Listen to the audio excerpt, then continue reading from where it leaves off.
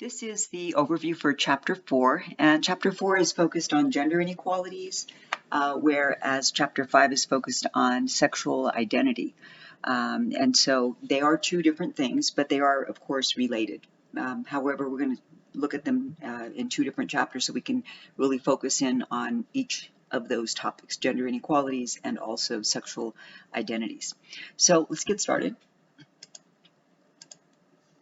Okay, first thing to recognize is that sociologists and political scientists and some other academics as well often refer to something in society as being socially constructed. And so the social constructionist approach to gender, it looks at the idea that how a society creates its ideas, its meanings, its expectations for gender within a society is very closely related to the social and historical, and I'd also add even the religious contexts that are in that society.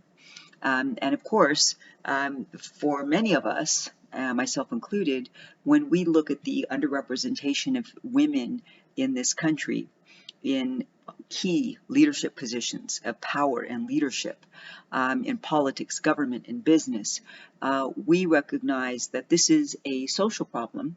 We believe it is a social problem because women are just over 50% of the population. I believe women right now are about 51.5%, almost 52% of the American population.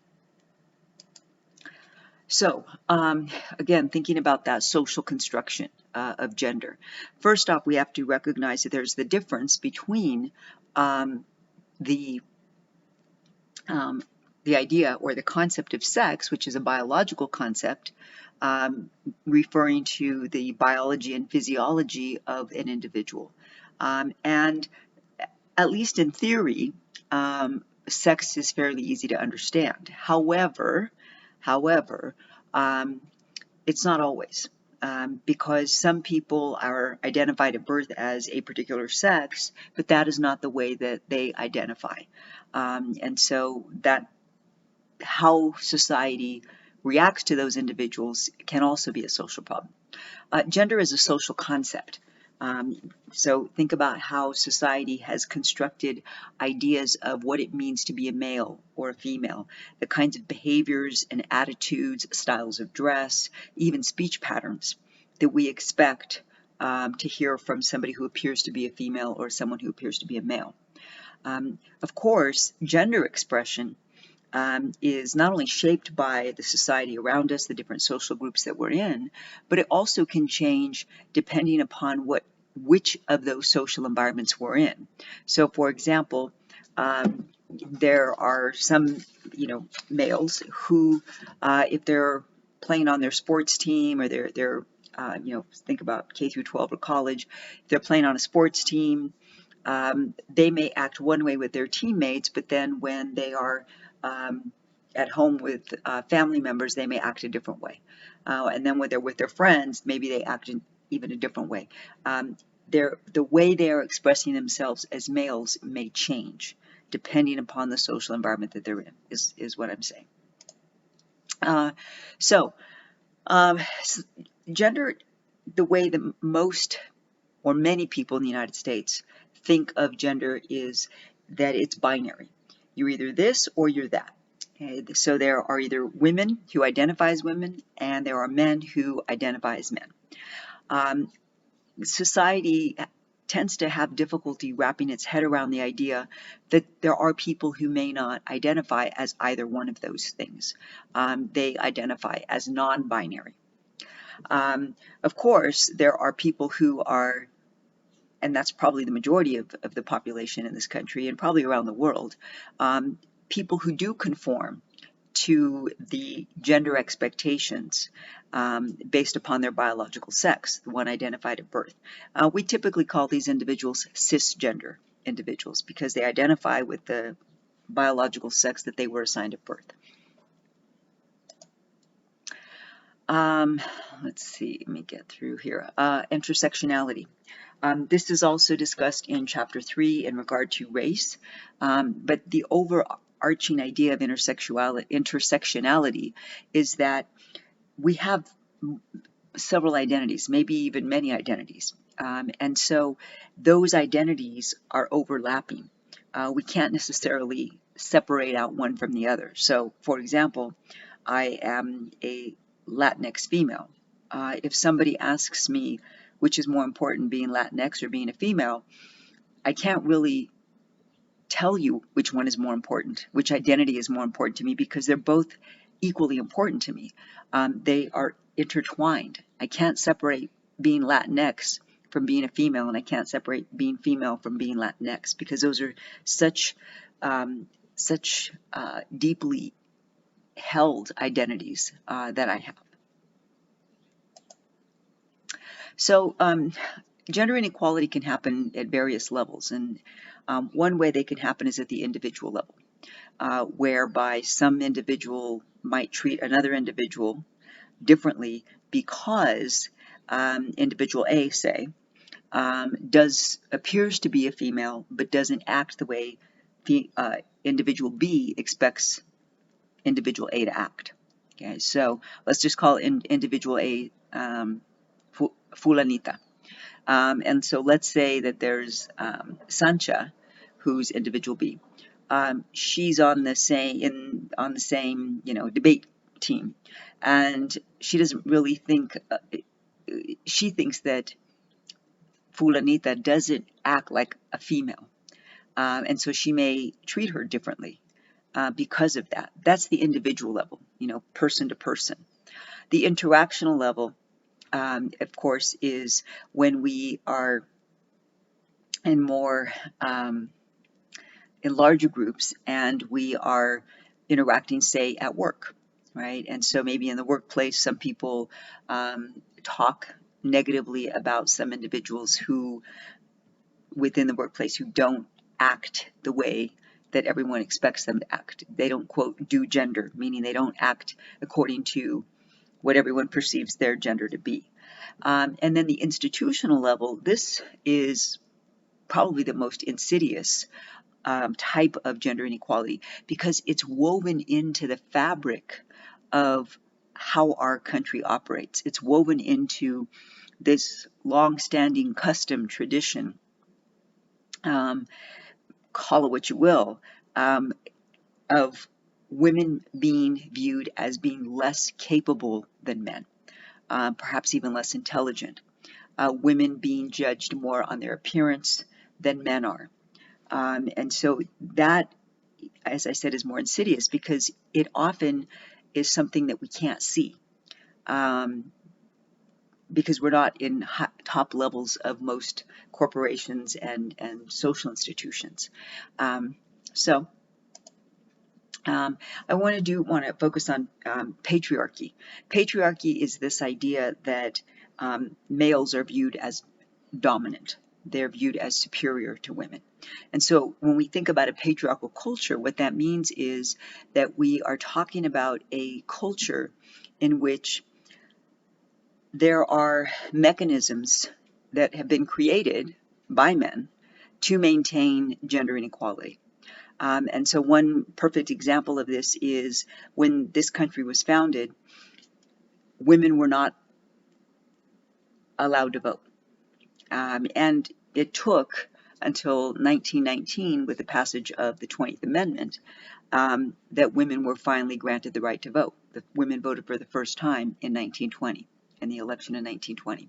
So think about how preventing women from voting means that men are much more likely to maintain the ability to continue to create laws that advantage them and disadvantage females. Male domination means that in a society, men are holding most of the positions of leadership and power. And then male-centered means that the culture within that society prioritizes and emphasizes the activities of males over females. So I want you to just consider basketball. There is a women's basketball team, the WNBA. However, when I've asked students in classes if they've ever been to one of these games, particularly down in LA, because they do have a WNBA team, people say, maybe one or two hands go up, and I ask, did you buy the ticket or were you given the ticket? Every single one of those students, every single time that I have asked this question, has said, I was given the tickets. An employer gave them to them, or they got them for free at some event, etc. But they didn't buy the tickets. And that tells me something about the way that we view female athletics differently, negatively, subordinately than we view the athletic events of men. Also, just think about the gender pay gap between female athletes and male athletes. And of course, if you paid any attention, the female soccer players for the American soccer team, the U.S. Olympic soccer team, they were very vocal a couple years back about how they were paid much less than the male U.S. Olympic soccer team, male Olympic soccer team. And yet they actually win their games, whereas the men's team doesn't win at all, or wins rarely. And so again, you can see there's this difference in the way that the physical or the athletic events of these two different genders are viewed by many in society. All right, so let me get here to the gender wage gap. Now, on the one hand, it's a fairly simple idea, but the way that it occurs is very complex. And so the gender wage gap is simply referring to the difference between the incomes of women and men who work year-round full-time. Okay, so what's the average income of women with certain degrees and experience versus that of men with the same degrees or similar degrees and experience? And what we find is that continually there's a wage gap between men and women. I want to show you a chart here, which is this. I thought I put it in the slide. I guess I didn't put it in the slide. So I'll go back here. I know it's in here somewhere. Oh, here it is. Okay. So I put the link in the slide, but here is the actual graph. You can see the pay inequities here in terms of what percentage a woman is making compared to compared to white men who work full-time year-round. And the American Association of University Women put this graph together based upon the 1988 to 2019 annual earnings for males and females, and then projecting into the future using the data from 1988 to 2019. And so what they looked at is, compared to a white male who works full-time year-round, how do women fare? And so I can look first here at Asian women. Asian women are here. They tend to make more than even white women. They're here, this yellow line up here. As of 2020, Asian women were making about 87% of what a white male makes. Now, that's good, because it's way better than down here, which is the graph line for Latinx females. In 2019, they were making 55%. In 2020, because of the pandemic, they were making about 53%. According to the demographics and the numbers that they ran, it looks as though Asian women will make about 93% of what men make by 2030, which is only 9 years away, and it's expected that they will reach pay equity in 2041. So only 20 years away, not too bad. I'm joking, of course. I still think we should have been there long before this. If we look at white women, they do better than the other two groups, the Black women and Hispanic or Latinx women. but not as quite as well as Asian females. From time to time, they've gotten very close or just about the same. You see here, 2002, 2003, or sorry, 2001, 2002, and then they've gone back down and up, and so good news for white women is that as of 2019, they were making, or sorry, 2020, they're making about 80% of what white men make.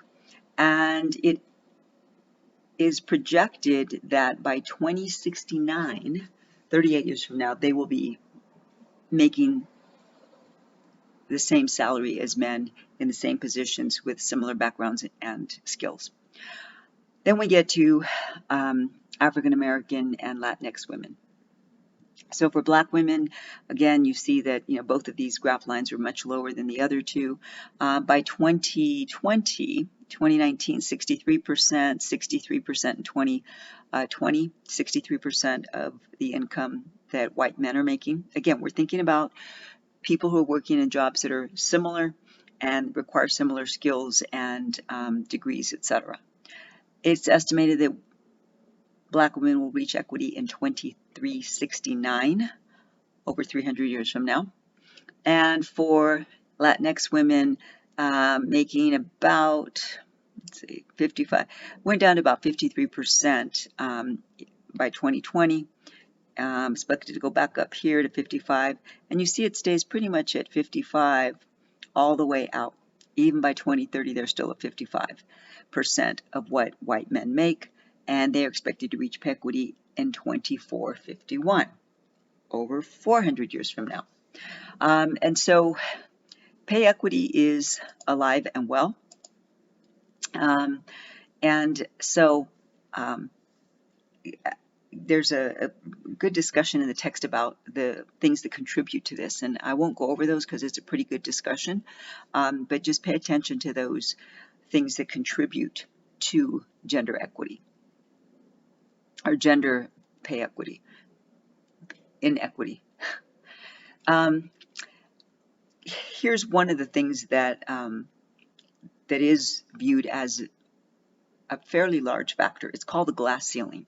And what that means is essentially that there are barriers within an institution, an organization, a corporation, whereby women seem to be able to reach a certain level within the organization, and then beyond that, they seem not to be able to get promoted beyond that, or to get hired into positions above that. And so the metaphor, the glass ceiling, is that women can see those higher levels in the organization. They're looking up at the ceiling at those higher offices up there, but they can't get there. And some ideas about why this might be is, of course, the motherhood penalty, meaning that women who bear children and rear children may lose time working because they may take time off for maternity leave, they may take time off for family leave, and while you are able to do that, it is unpaid. Maternity leave in California is 6 weeks at 80% of your pay. For a lot of women, they can only take that 6 weeks because if they work longer, if they take longer than that off, they either have to have enough vacation time to cover it or they just don't get paid.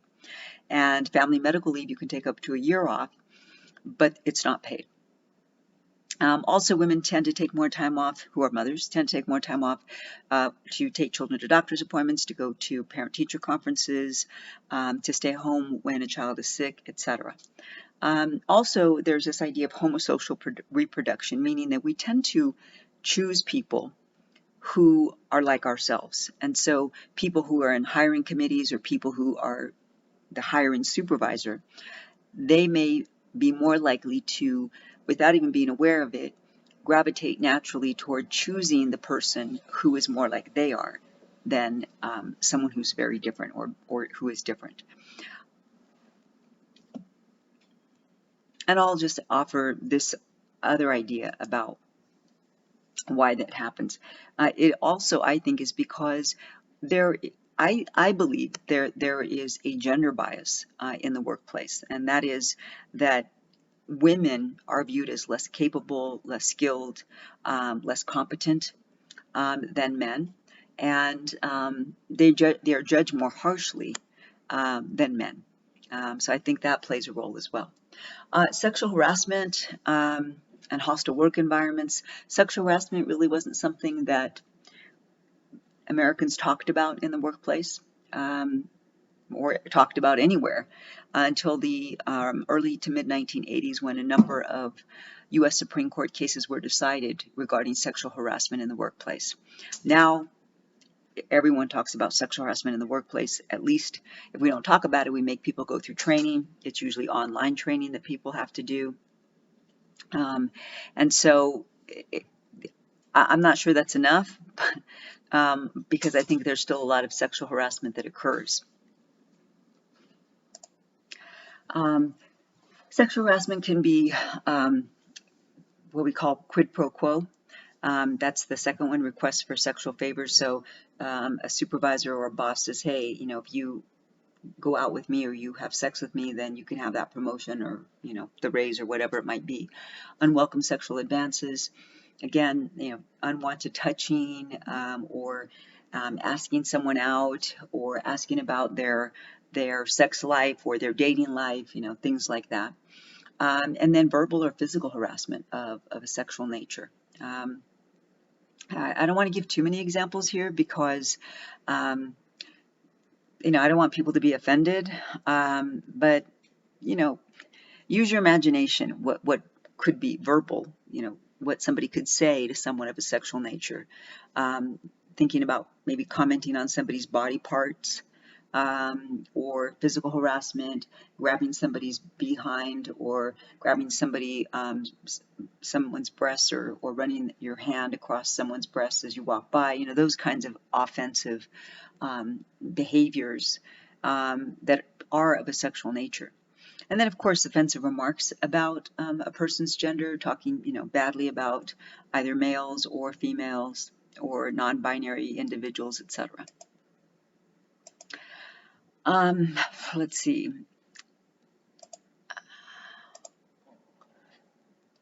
Oh, I do want to just mention briefly this idea of the gender socialization that we all experience. Some of us embrace it without thinking about it. Others of us begin to question it. But this is clear. There are cultural norms and gender expectations that affect us. If you're following the Olympics at all, you know that last week the women's volleyball team there were several members who wore board shorts apparently, and they were told by the IOOC that that was a violation of dress code because they were supposed to be wearing bikini bottoms. And then in a different event, a female runner who was not wearing running shorts, but she was wearing the bikini bottoms that some track runners prefer because I don't know why they prefer them, but they prefer them. A female runner was told that that was inappropriate, that she needed to wear running shorts. Okay, so it seems you're damned if you do and damned if you don't as a female.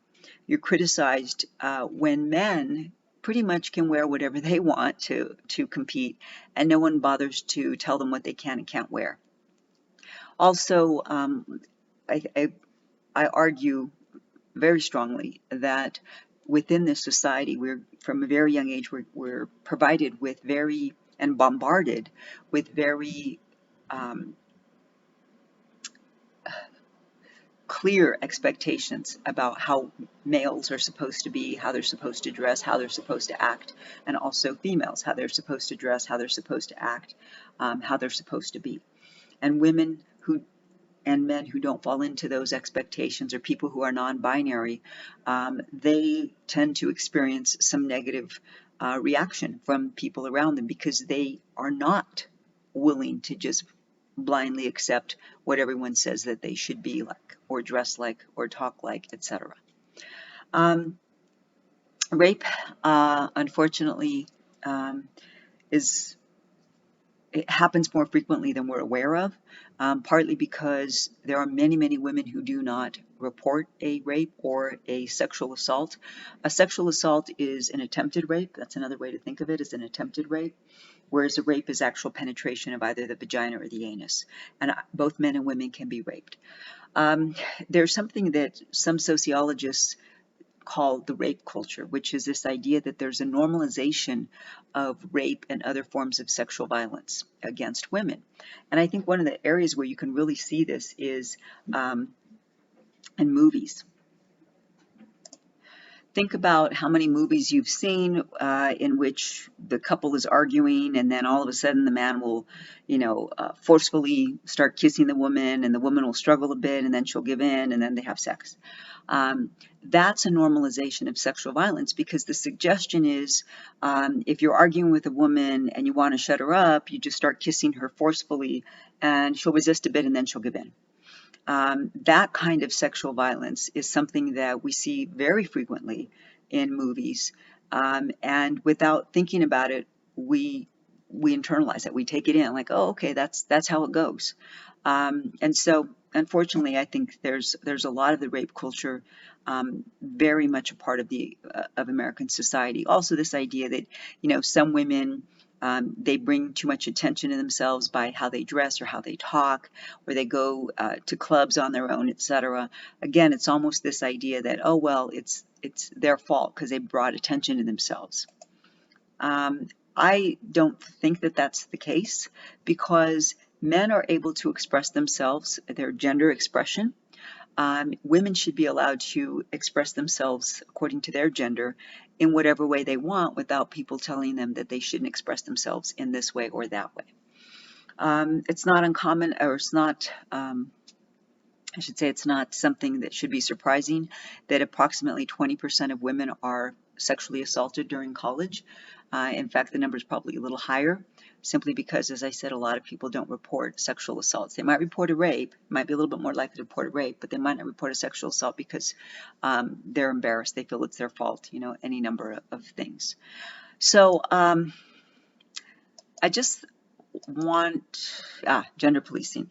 I did want to just focus a little bit here on this idea of gender policing, which is essentially this idea that there is this cultural enforcement of accepted gender norms, meaning that if women don't act and dress as they're expected to, then society lets them know about it. Society judges them negatively about it, and men who don't act the way they're, quote, supposed to act also may experience that. And just the week of the 19th, just last week, CNN and other media outlets reported that the Justice Department received over 4,000 tips about Brett Kavanaugh back in October 2018, when he was going through the Senate confirmation process to become a U.S. Supreme Court justice.